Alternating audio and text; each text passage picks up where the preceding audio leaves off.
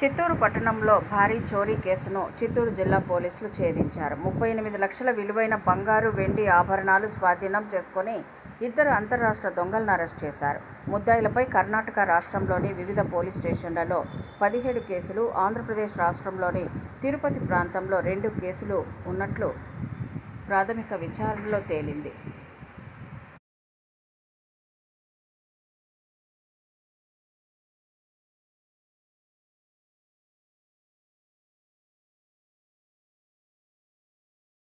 మెట్టూరు ప్రాంతంలో ఉన్న NP Gautam Kiran alias JBT Kiran, JBT travels owner వాళ్ళ ఇంటిలో 24/5/2026 తేదీ కుటుంబ సభ్యులంతా ఇంటి నుండి హైదరాబాద్కి వెళ్ళడం జరిగింది.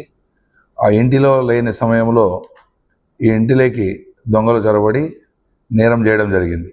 దాని మీద 25/5/2026 తేదీ ఫిర్యాదు ఇచ్చిన కంప్లైంట్ మేరకు 1 టౌన్ పోలీస్ స్టేషన్లో క్రైమ్ నంబర్ 61గా HB/డే నైట్ కింద కేసు నమోదు చేయడం జరిగింది.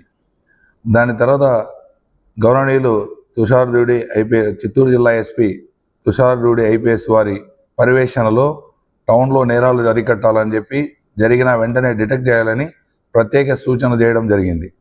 దాని మీద Chittoor 2 town inspector incharge 1 town D Nettikantaiah, మరి ఎస్ఐ 1 టౌన్ శివశంకర, తర్వాత crime team ASI Devarajula Reddy, వారి ఆధ్వర్యంలో వేణు, రవి వీళ్ళందరూ క్రైమ్ టీమ్ ఫామ్ చేసి 4-5 టీమ్స్గా ఫామ్ చేసి డిఫరెంట్ దీంట్లో సీన్ ఆఫ్ అఫెన్స్ ఎగ్జామ్ చేసి క్లూస్ టీము విజిట్ చేసి దాంట్లో ఉన్న సాక్ష్యాలు కొన్ని టెక్నికల్ ఎవిడెన్స్ ద్వారా కంటిన్యూగా టీమ్స్ వర్కౌట్ చేసి ముద్దాయిలు ఐడెంటిఫై చేయడం జరిగింది.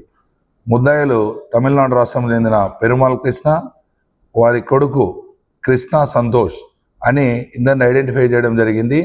వారు ప్రస్తుతం తిరుపతి పట్టణంలో కొర్లగుంట కొత్తూరు దగ్గర ఉంటున్నారని తెలిసింది.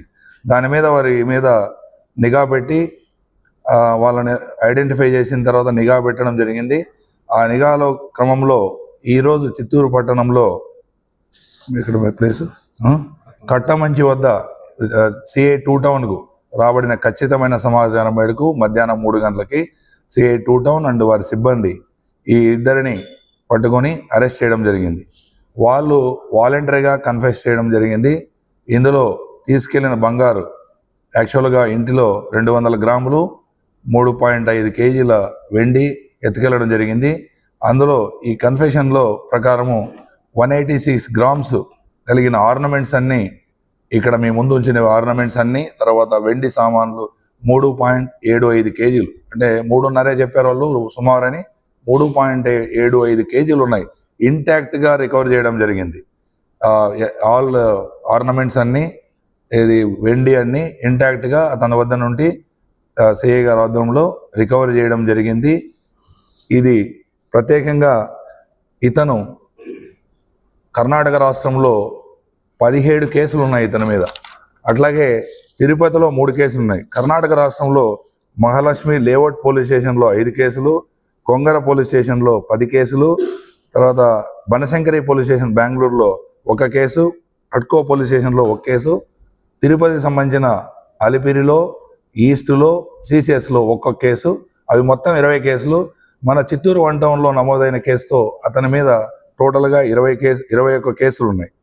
వీళ్ళిద్దరు నేరస్తులు ఏంటంటే ఎక్కడ లాక్డ్ హౌసెస్ ఉంటే ఆ హౌస్ను సెలెక్ట్ చేసుకొని రెక్కి చేసుకొని ఆ హౌసుల్లోనే నేరాలు చేస్తారు.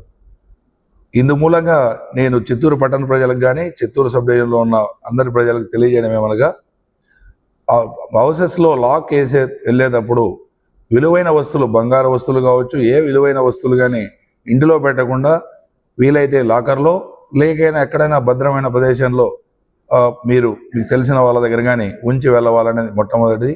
రెండోది, అలా వెళ్ళలేని పరిస్థితుల్లో ఉంటే లాక్డ్ హౌస్ మానిటరింగ్ సిస్టమ్ అని LHMS అని అంటారు, దాన్ని పోలీస్ స్టేషన్ ద్వారా పొంది దాని సర్వీసెస్ పొందినా మీకు అక్కడ ప్రాబ్లం లేకుండా ఉంటుంది.